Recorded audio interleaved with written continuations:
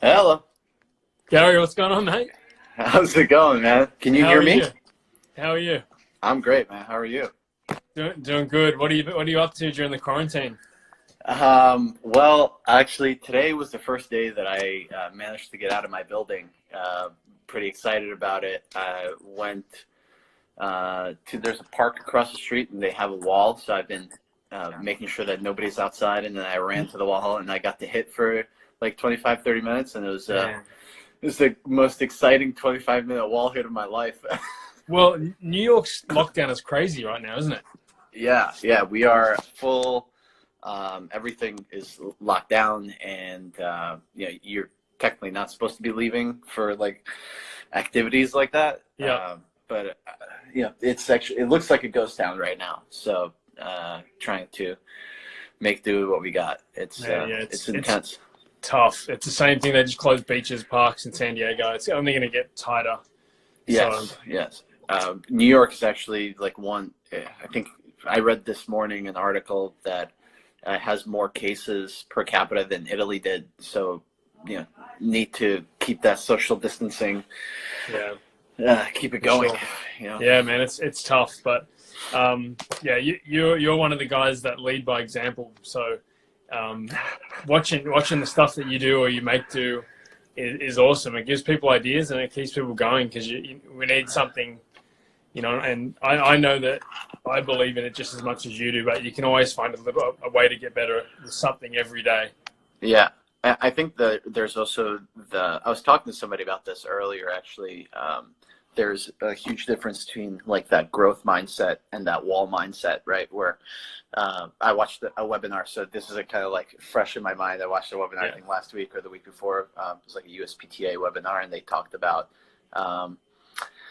the difference between a wall mindset and that growth mindset. And I think I've been really trying to harp on that for myself as well, where like, you have obstacles or you have challenges and you take them on willingly. Yep.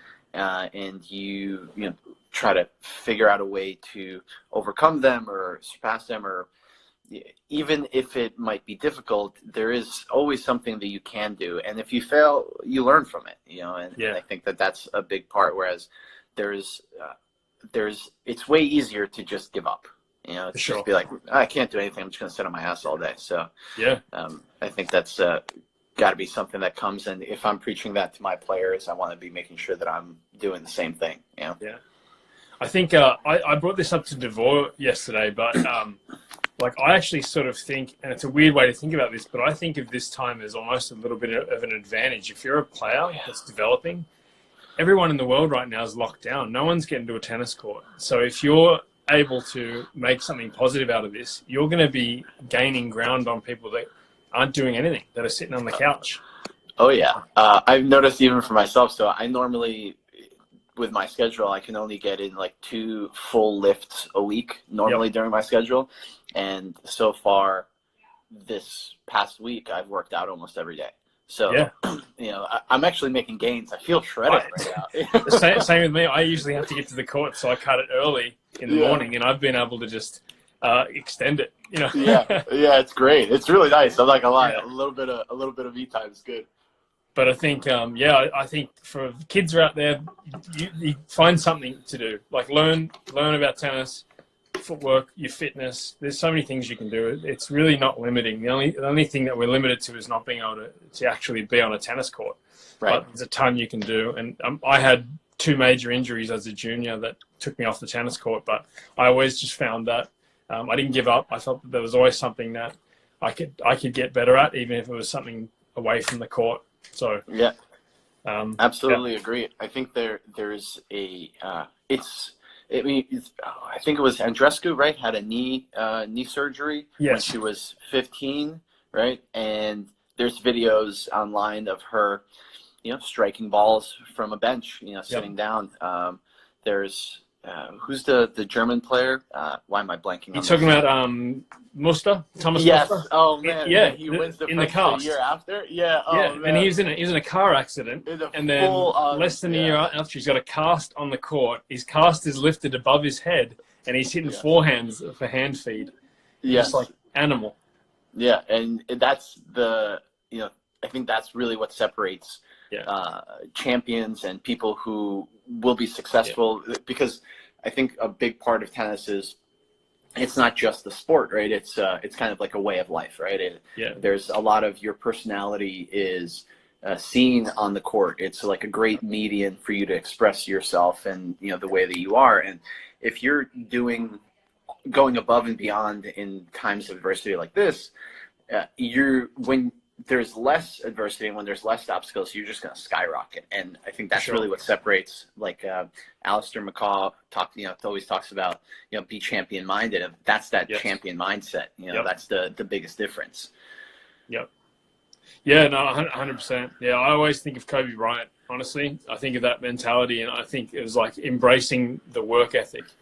You know, it's something that if you take pride in your mentality, in being mentally tough, you can develop it over time.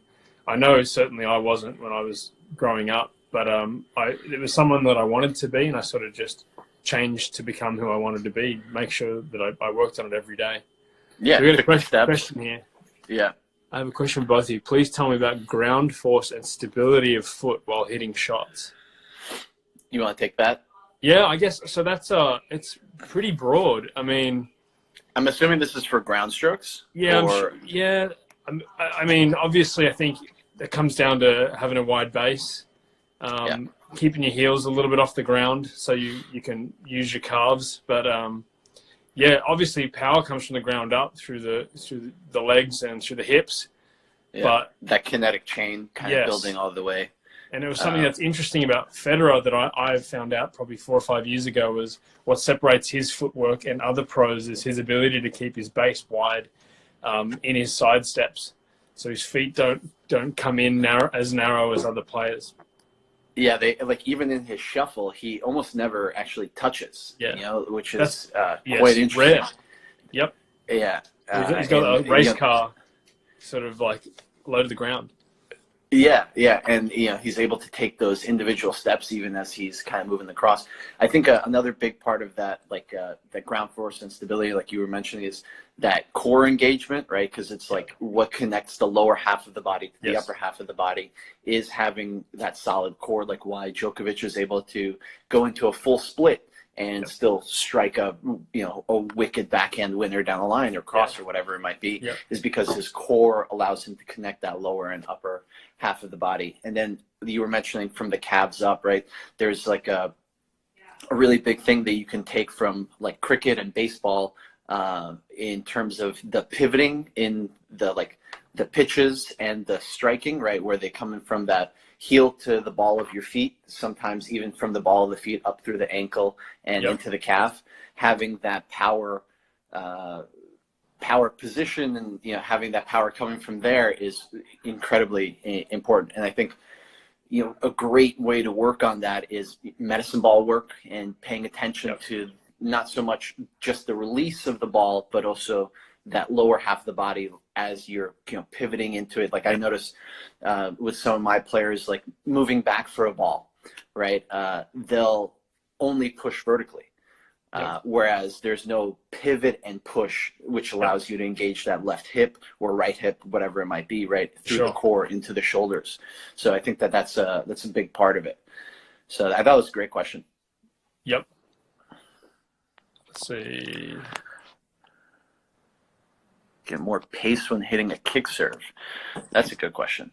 So how do you get more pace when hitting a kick serve? So I'm never really concerned with pace, to be honest, on a kicker. I mean, naturally players are going to have more pace than others. I mean, you could toss it a little bit more in front of you, but you're really looking for height. You're looking for a shorter bounce, and you're looking for a movement.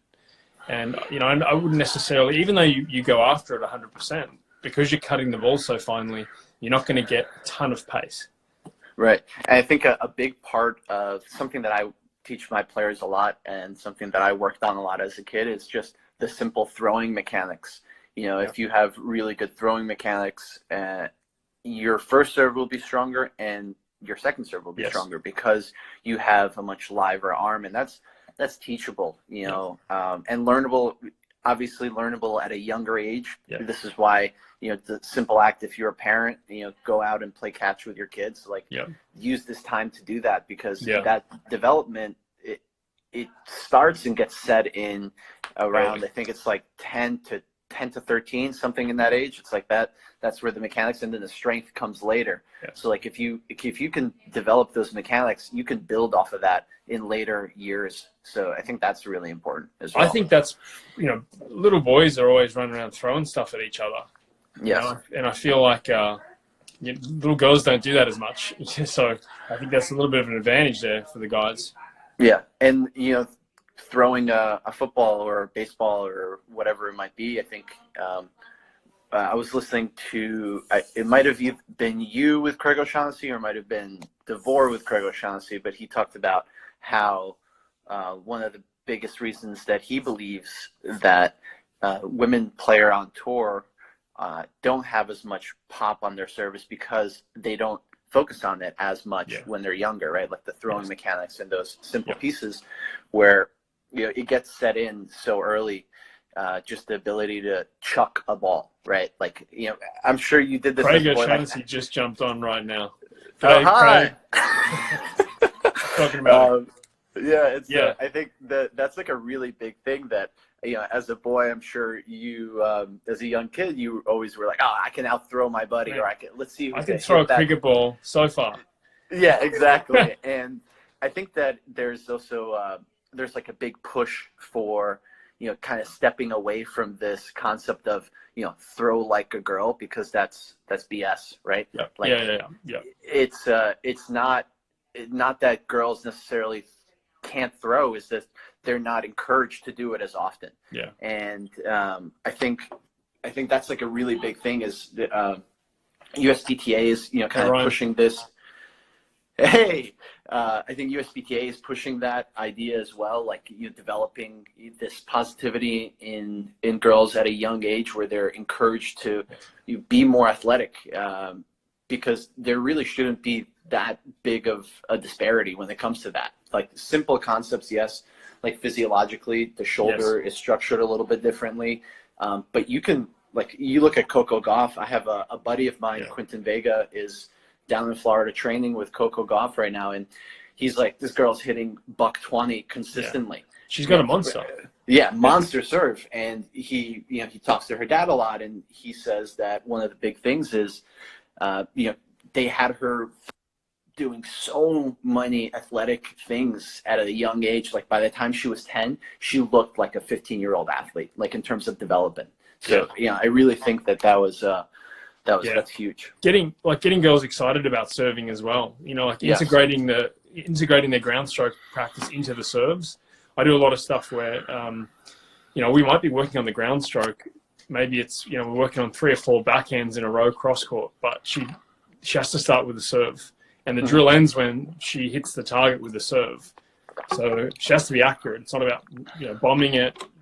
She wants the drill to finish, then she's got to hit the target. But she knows once that serve goes, we have 4 backhands to work on. So it's like sort of integrating the serve in there, trying to have fun with the serve, make it enjoyable. Because, I think so many young girls really avoid the serve. They don't like it because they're not as successful at it. Yeah, I think that's a really good drill in terms of like the way that you're structuring it, where it's, I was reading an article the other day. It's might have been an ITPA article or one of those certs where the encouragement and development for kids is like structure the drill so that they are winning if they're doing it right. Right. Yep. So you're kind of pairing those two things, right? So you're not just if you're doing it right, you lose. Like that's not as encouraging. Gotcha. Right? Yeah. I think that's really important. Good question here from Tennis Recon. What were your first coaching jobs or introduction to coaching? Can you share some of your early experiences? Go ahead, man. I'll go second after that. That's a good question. I really didn't want to be a tennis coach early. I wanted to be a player, and I felt that if I started coaching, so I moved out of home when I was 17, and my family moved back to Sydney. I stayed in Melbourne and got a studio apartment. So I actually started coaching out of the need to stay alive. So I didn't want to leave Melbourne because I loved Melbourne Park, and my first job was coaching at Melbourne Park. First, I was stringing rackets there. Then I was working the reception desk, and then my coach at the time, Jamie Parrott, down in Melbourne, was like, "Hey, are you interested in doing some lessons, like odd lessons?" And I was like, "Yeah, I guess so." And so my first lesson was with a 38-year-old, and I was, like maybe just turned 17, and I was very intimidated. And I just remember Jamie telling me, "Listen, like you've spent so many hours on court. This guy wants to be able to play something like you can play right now. Help him with that." And that's where it started for me. And I sort of coached all through my playing days through college as a side job, and then really got serious once I started my business in 2012. But I've always been interested in learning about it, and I found like I really enjoy it.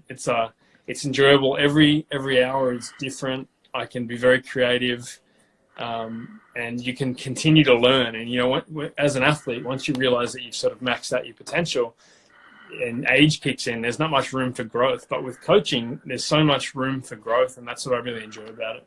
Yeah, I totally agree with that. That's, I think, a really big part of the joy of coaching is the ever evolving part. I think that's great. Yeah. For me, I think so.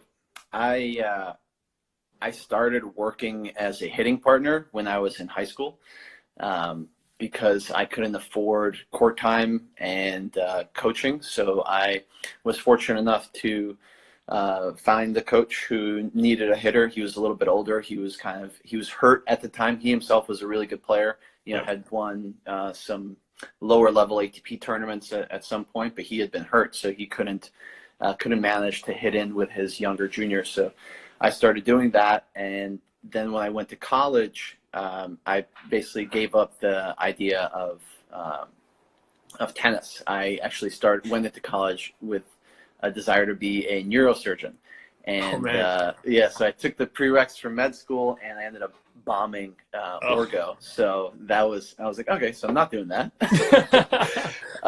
And I actually wasn't passionate about tennis in college. I started out coaching at a club when I was still in school, trying to make ends meet to pay for my rent when I was at university.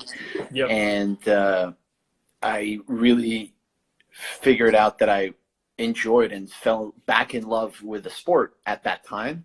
And eventually I started working with higher level players, and I was like, damn, this is where I really want to be at. Yeah. And I realized that in order for me to coach, or in my mind, right, in order for me to be able to take a player to that highest level, I wanted to try and experience it, because I had never played ITFs as a junior. I could never afford it.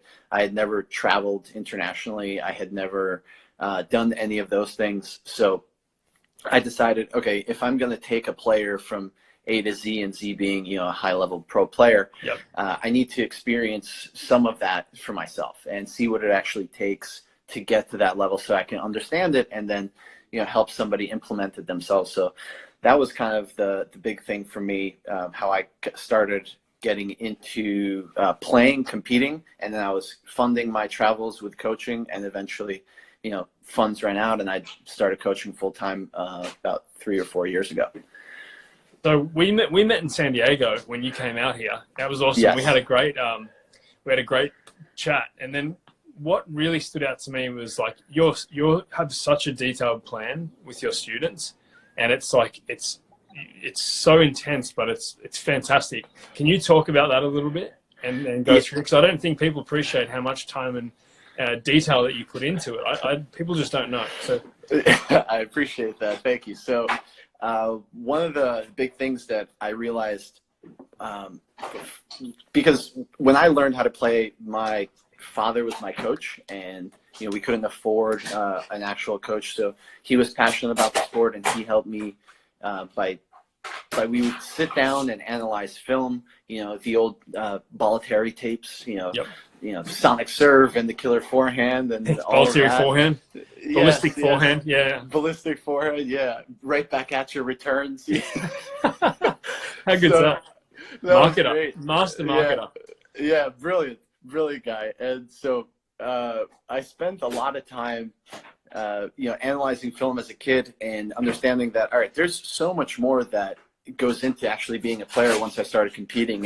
It's not just the technical pieces. I also learned that my tactical understanding of the sport was very bare bones. And so I spent a lot of time analyzing film and trying to understand patterns better. And so what I do now with my kids and my players is I take them through like full periodizations. When periodization is just a really fancy word for like a training cycle.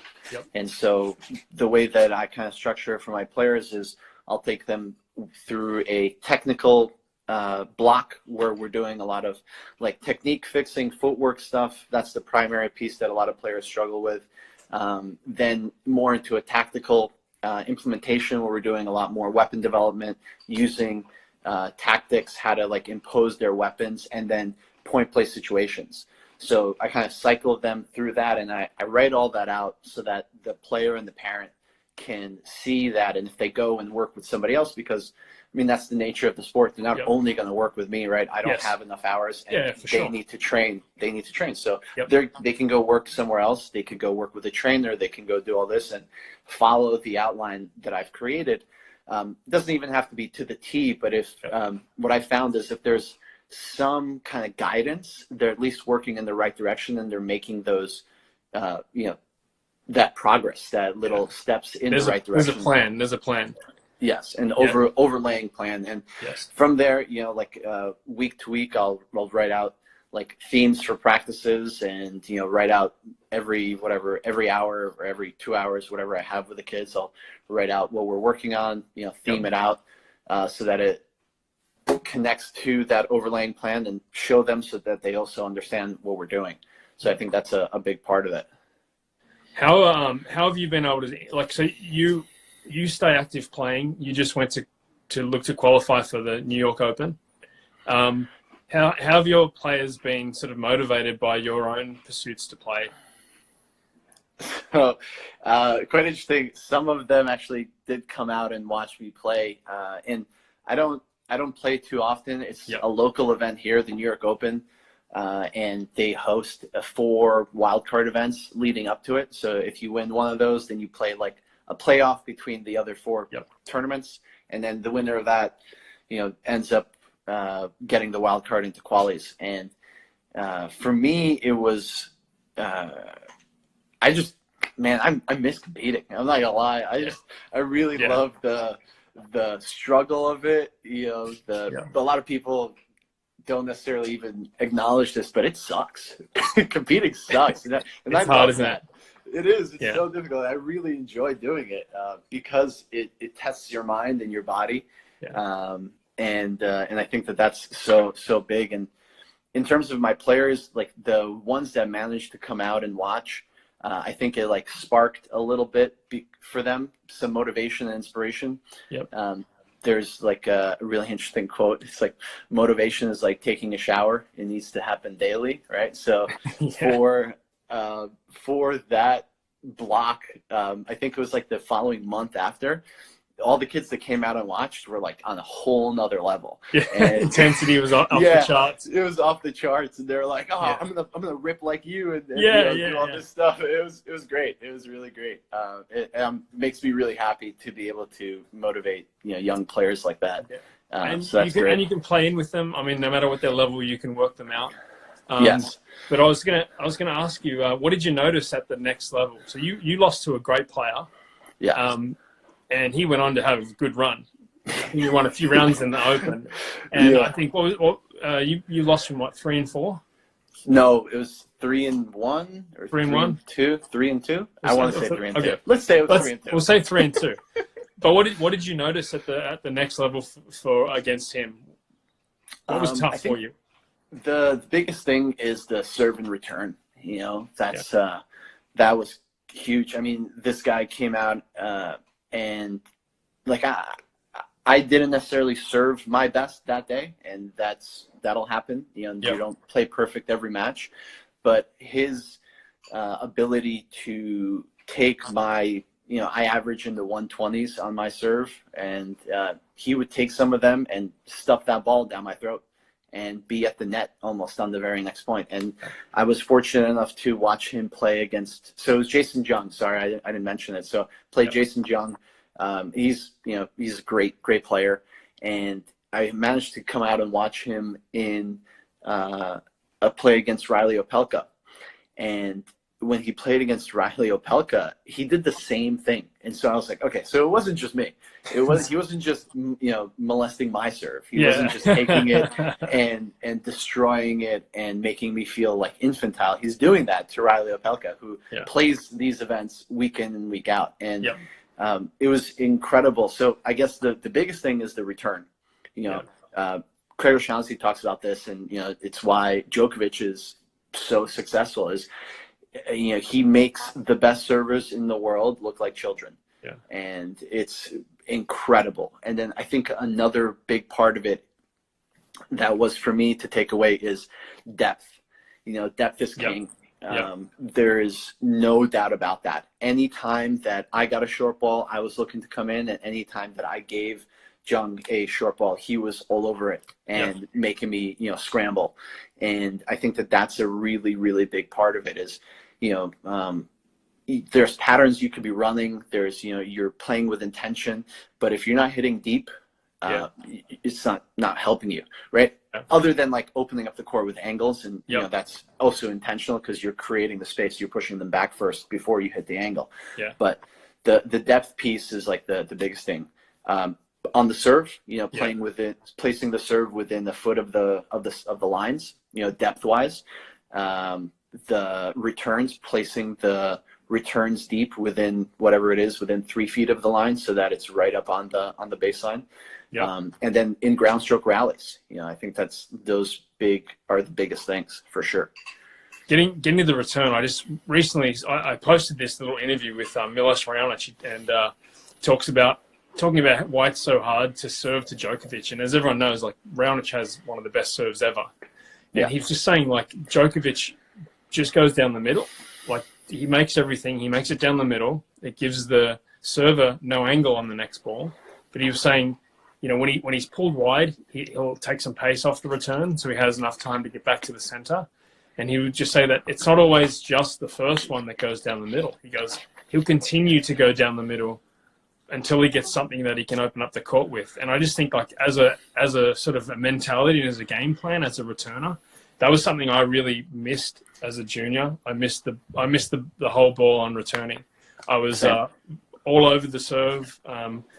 Watching tennis in the 90s, Sampras, Philippoussis, Rafter, there was a couple of standout returners like Agassi, but it was all about the serve. The serve was so dominant, and I spent so much time developing the serve, but I never really spent a ton of time talking about return strategy and what to do. And it's a whole different game. You're returning, it's so different. And I think that interview, having Milos Raonic talk about that, it puts it in perspective. Like Milos Raonic doesn't like the ball to come down the middle. Like if you're an opponent listening to that on tape, you go, bells are ringing. Go down the middle multiple times. Milos Raonic would rather you try and move him so he has an angle. So I think that strategy is huge. Yeah, I think that comes out of depth before direction, really. But it's right. And deep through the middle to take away all the angles. And like you were saying that. Watching Joko against Delpo, against a lot of these like big cannon guys, he'll just demolish them through the middle of the court until he gets something that's a little bit shorter, and then he opens up. And I think that that's like a really big part of youth development in terms of players that coaches in general miss. It's something that I don't think is harped on enough, where the middle of the court can be a weapon. 100%. Can be a weapon. Use the middle. I mean, like I don't think I really ever did any practice using the middle in ground stroke rallies. Defending, I was always thinking cross court. Attacking, I was more likely to think down the line, but I never specifically thought about the middle. And it's just there's just nothing there. There's nothing if you can keep deep middle with quality on it. There's a drill that I like to do with players where I'll put I rope off the depth line and I'll put a couple of targets down at B and C, and I'll just move them laterally and have them trying to hit those targets, knock those targets out. But it just focuses them on a specific area, and it's okay to use the middle. You know, parents are always like talking about, oh, you know, Hit the keeps corners. hitting back to his opponent. Yeah, you got to hit it away from your opponent, and it's not always the case. No. Yes, So, I agree with that. So somebody, Adriana, I don't know if that's Adriana, I guess. So girls with tend to hit flat, right? And there's we call it trading, right? So where you trade through the middle of the court, and I think the biggest thing. Thanks. And I think that's honestly a really big part of women's tennis is girls really do well defending laterally. They actually do a remarkable job. And if you can penetrate through the middle and push them back, you actually create so much more space and you eliminate any chance of them moving you. So I really do agree with that. That's huge. And then also strike zones. You know, like girls who love to hit flat, don't give them the ball that's in their strike zone. Like a low slice, make them hit below the knees. You're not going to be able to consistently drive a hard flat ball from below the knees, above the shoulder. You know, like Andreescu against Kerber, I think Indian Wells, like she's moonballing during that match. She's slicing, she's moonballing. Kerber just hates it. You know, Kerber wants her to bring the heat, and it pissed her off. And I think that's another example of giving the player what they don't want. Yeah. It might not be your favorite, but you know, what is the opponent like least? Right. But yeah, strike zone is huge with girls. I know that when I've hit with some really high level girls, and like they take my two-hander, no problem. But I start to cut the slice down, and they'll say, "Oh, I don't like that." Yeah, don't do that. Don't do that. Yeah, I don't do that. Yeah. So I think two things I want to point out. So one, I actually have a buddy who works with women's players in general, and they're as like a hitting partner. Yep. And he'll get told by the coach or the father or the mother, whoever their coach is, be like, "Hey, like no kick serves, no slicing, and try to keep it like around their waist." Yeah, just make it comfortable. Yeah, and it's like they're not improving. You're supposed to as a hitter, as a coach. Part of your job is to make that player uncomfortable, right? Sure. Comfortable being uncomfortable, right? He's trying to build confidence there, I think, probably. Yeah. And then another part is like it doesn't just apply to women. I think women's tennis. So playing Jung at the New York Open, one of the patterns that I used that was extremely successful is I would hit a really high, heavy ball through the middle. And Jung being not necessarily that tall, I think he's like 5'10", I want to say, or maybe 6 feet. Like he's significantly shorter than I am. I'm 6'4", and I felt that I was towering over him, right? So using that high, heavy ball, he would actually give me short balls pretty frequently, and it was a pattern that I used, to get into the match. It was pretty successful, and actually using like hitting big to the corners wasn't as effective because he stays so low to the ground that he can just rip it and redirect it. And I think that, like, again, using the middle, using the height variation is extremely important. JJK Tennis, this is why Ash has so much success with the top 20 girls. He keeps knifing the ball low, and these girls just try and tee off. Yeah, 100%. This is a throwback from Steffi Graf. Right. Barty loves to run around and hit the forehand.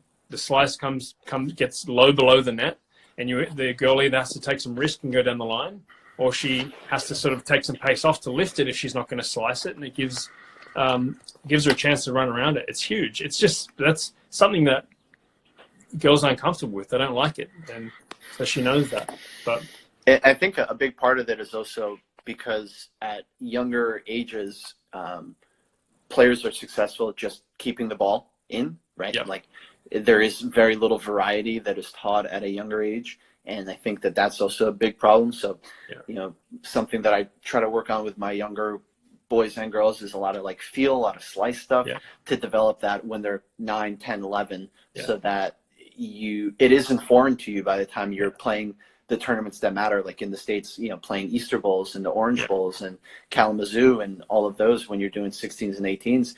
It's not something that's weird, right? Because ideally you're developed as a tennis player by the time you're 18. Like we both talked about there was pieces that were missing in our junior development, be it returns. Sure. Yep. For me, it was like volley development. I didn't learn how to volley till after college. You know, it's late. Yeah, that's extremely late. Yeah. You know, so I think that's a big part of it. You know, making sure that. But it's all tools. It's all like developing skills, developing tools, and then it's because tennis is basically athletic problem solving, right? You know, your A game isn't necessarily going to work against me if I like that A game. So you've got to figure out another way to win. And it might be a moon ball, it might be a slice forehand. You know, it might be a short low ball in the middle of the court. Who cares? You know, right. that's why, you know, people get so annoyed with moon ballers. Well, they've figured out that you don't like it. Get over it. Yeah, It exactly. works. So until you can figure out how to come up and do something with it, you know, you have a lot of options first if you're playing a moon baller. For people who are wondering, like a legit moon baller is, for me, it's a ball that is a high ball. It's going to bounce twice before it gets to the back fence. For me, that's a moon ball. A heavy ball is going to bounce and jump into the back fence. So I think you got to sort of differentiate those two. Yes. But, you know, like low slice, bringing the player forward. But you got to try and do that at the start of the point before it gets into that moon ball. If it does get into that moon ball rally, then you have options of taking it out of the air, swinging volley. But yeah, so you just got to get over the mentality of, oh no, it's a moon ball, I'm going to lose to this player. You be patiently aggressive. But yeah, I think what's really interesting, so you brought that up, is like there's levels to moonballing, right? Yeah. And I think it's really interesting. So I have some young players, 9 and 10, that they lose constantly to moonballers, and the parent's solution is like, oh, I'm just gonna put them in 14s. So because kids don't moonball, and I'm like, whoa. You just skipped a very valuable part of their development. Yes. It doesn't go away. Moonballers just get better. Yes. So it's like, you have Jill Simone, who's just a top 20 moonballer. Yeah. That's that's what he was as a junior, just developed. He's elite, man. Exactly, an elite moonballer, like an elite defender. And so I think that's something that is, that's not the right move to just kind of like skip that step. You have to continue to learn and problem solve, be it, like you were mentioning, swing volleys. Something that I worked on as a kid a lot, took from Agassi, is, taking those moon balls and just stuffing overheads from the baseline, and I had one of my favorite matches in my entire life is, I think I was like 11. I was playing some junior tournament. I was in the final, and I beat the kid 0-0, and I think my dad counted that I hit like 46 overhead winners from the baseline. Oh my God. He didn't figure it out. He didn't figure it out. I was content continuing to do the same thing. Feed the beast. Yeah. I wanted to go back, a good point about like playing up. I wanted to go back because I know from experience, I think playing up can be only a good thing if you are dominating your age group. If you're absolutely dominating your age group and there's no competition, I think that's a great move. But I know from experience, when I was 14, I would regularly play up into the 16s because I didn't want the pressure of losing to another 14-year-old. And I think that's a way to avoid pressure. If you're a 14-year-old or a 13-year-old playing in the 16s or 18s, there is no pressure. You no pressure, no diamonds. And I think the more often you are under that match situational pressure against your own age, I think you're going to be much better. Right. So I don't think it's great. Oh, like little Johnny is top 20 in Southern California in the 12th. Well, he's not number one. He's not dominating. So keep playing. Occasionally, it's okay to see how it goes, but I think that you want to play as often as you can under real competitive stress, and it really only comes from, and juniors know, from your own age level, unless you're totally dominating. Yeah, I completely agree. So there was kind of like a rule of thumb that I've used my whole life, and I kind of impart this on my players now, is unless you are doing better than a 2-1, so 2 wins for every 1 loss, you shouldn't be playing up, right? So if you're doing significantly better than that, if it's like you're playing we call them now Super Sixes, right? And you're winning 4 matches and then you lose 1. Okay, you can test the waters, especially if you're doing better than 2-1 consistently, right? And you're playing the highest level in your age group. It's time to move on, right? And then you're kind of holding yourself back because you're comfortable, right? There's the other part of that. It's like if you're dominating with ease, then you're comfortable, and there's not necessarily that same pressure that you were just mentioning. And geographically too, as well. I think, like, exactly. Southern California, it's very dense. There's a high talent level here. Somewhere else where you probably don't get as much competition. I understand that. Yes, I completely agree. So you have that rough rule of thumb. It's like, unless you're consistently better than the 2-1 or 3-1. So like if you're 3-1, 3 wins, 1 losses. In every event that you enter, you probably should stick around in your age group and continue to problem solve and figure it out. For sure. There was a really good question that Kevin Ilnitz just asked, what do you think the problem is in U.S. tennis system? And somebody just answered that less kids playing the game over the last few decades. I don't agree with that. I think tennis has been kind of booming, especially with quick start. There's way more kids involved in the younger ages, and I think a bigger part is this is something that Craig O'Shaughnessy talked with Devore about, and you might have talked about it with you as well, as what separates European players and South American players, and players in Asia and other regions in the world from American players, and why we haven't seen good really high level players consistently, is that there's a tendency to it's too easy, right? Like, in the States, we're a little spoiled. That's the reality. Like, you want something, Amazon it. You want, you need food delivered to you, you just order it. We're finding out now that it's not as easy now, is it? Right. That was a little tougher. Yeah. But I think the constant adversity, I think that's a big part. And then also, I think there's something to be said that we are a country of immigrants, and so a lot of immigrants will really grind their way to have a better life for their kids, and then as a result will kind of be a little bit easier on them, right? There's like 2 sides to that. Sometimes they're harder on their kids because they want them to be even better, or sometimes they've grinded themselves so hard that they want their kids to have it a little bit easier, right? So I think that plays in part, like that social aspect plays into our sport a great deal, because even with the players that I have, I find that some of them, they're just, I have no other way to say it, but they're soft. Like, do 20 balls side to side and they tank at 16. It's like, you didn't finish it. You didn't finish the drill. Well, what do you mean you're done? That's not how it works. You just gave up. And I think that plays out later on in life. But then again, it's the men's side that's struggling recently, right? That we don't have necessarily too many incredible players, but on the women's side, you have Kenin, you have Coco Gauff, you have Stevens, you got so many.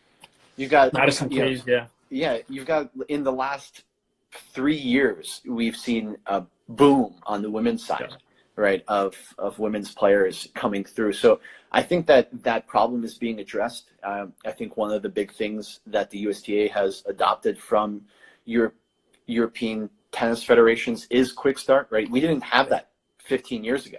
That didn't exist when I played. I grew up playing with a full-size racket.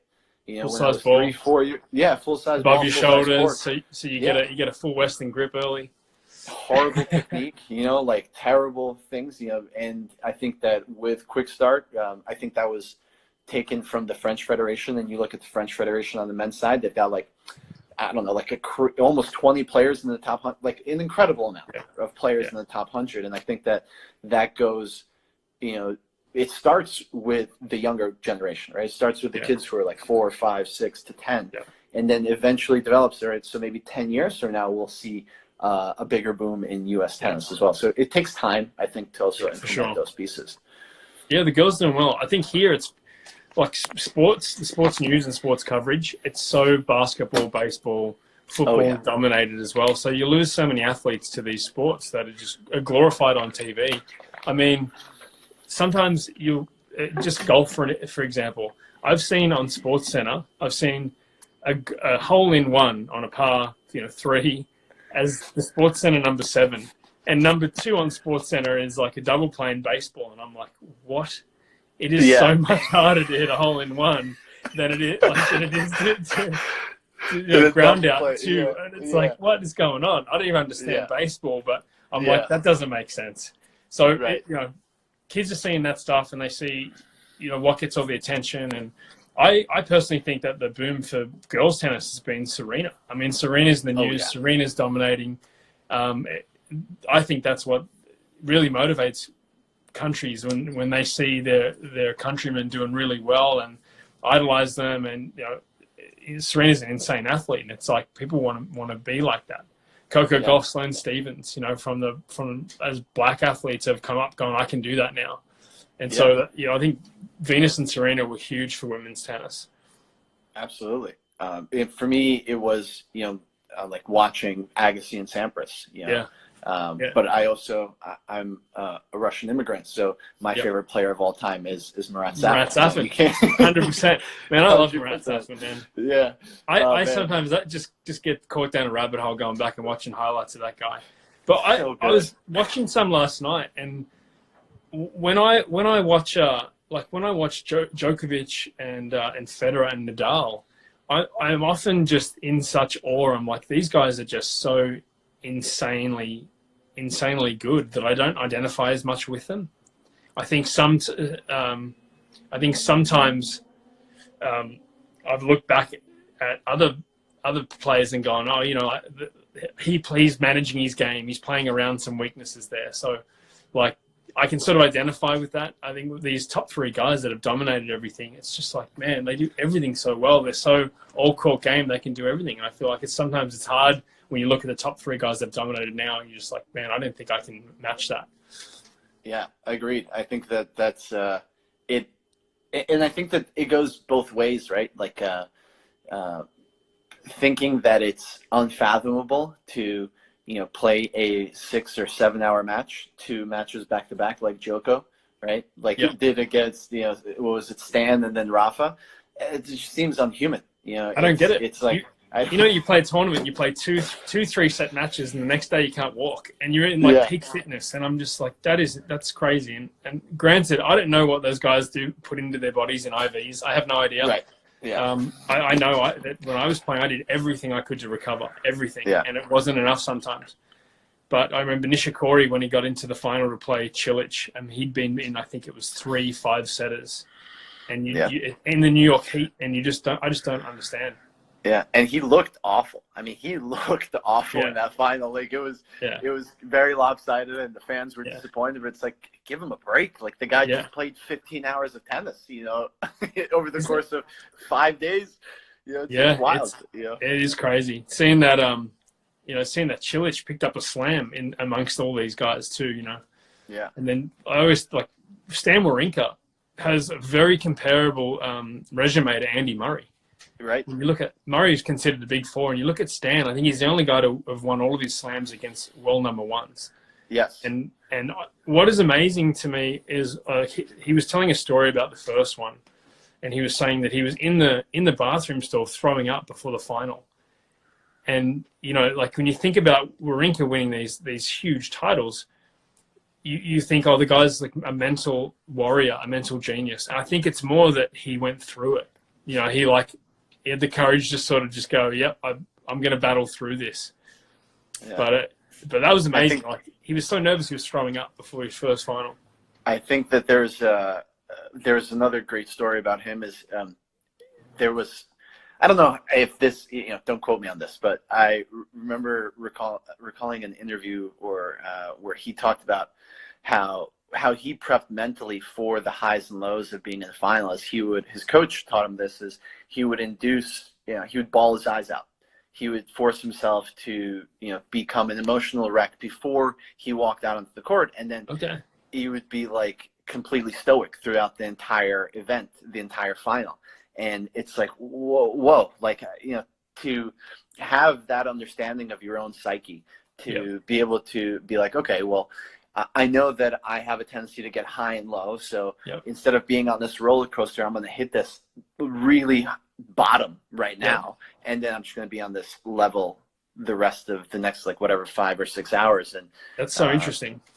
Really, really interesting. And, I think that is really powerful. Like, watching him at the Aussie against Zverev this year, I thought it was going to be a cakewalk for him. A set in, he's ripping through Zverev, and all of a sudden, he starts missing, just starts spraying balls.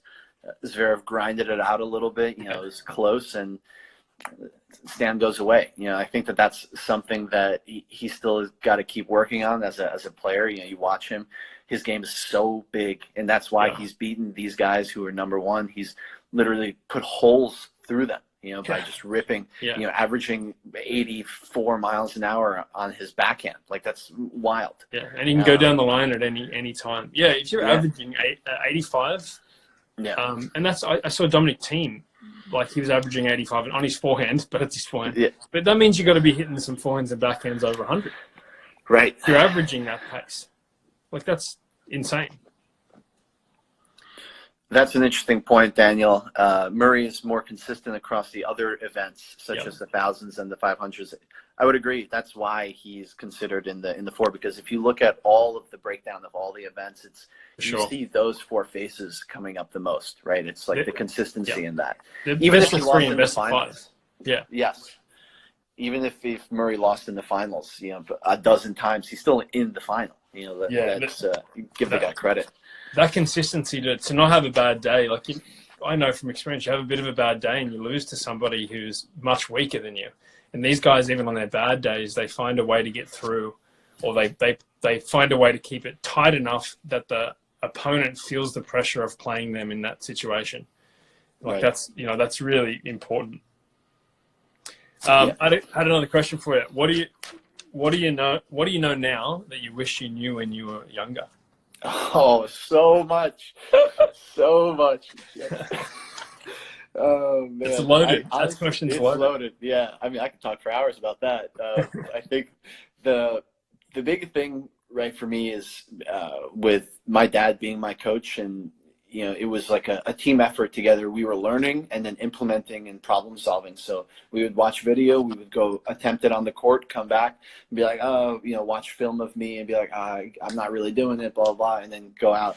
So, if I had more structure and like from a technical, tactical, mental, and physical, so basically everything, if I had more structure around everything from a younger age, I think that it would have paid dividends later on in life, right? So I think one of the biggest things that I think players, me personally, I undervalued was the physical aspect. I had loads of injuries as a kid. I had 2 wrist surgeries in college. I didn't quite learn that until it was possibly too late, right? And I was lucky and fortunate enough to recover from those injuries and play at a high enough level. But torn labrum in my shoulder. I had the same. Yep. Two wrist surgeries, bad knees, rolled ankles dozens of times. All of these things in reality could have been prevented had I taken the proper steps at a younger age. So physical, that's the biggest thing, right? Yeah. Second thing would definitely be, tactical understanding, understanding strategy and how it applies to tennis, specifically, like knowing your own strengths and weaknesses and how to like protect your weaknesses, and then how to actually dismember your opponent in whatever situation it might be, because you're not always going to be able to hit winners, right? You're not hitting 48 winners to win a 2 out of 3 set match. It's just not happening. So learning how to dismember your opponent, I think that I was very one-dimensional as a younger player, and I've like playing now as a coach. I feel like I would rock myself as a college player, and I would demolish myself. Like, just it would have been like a cakewalk. And so, I think that those two are the primary.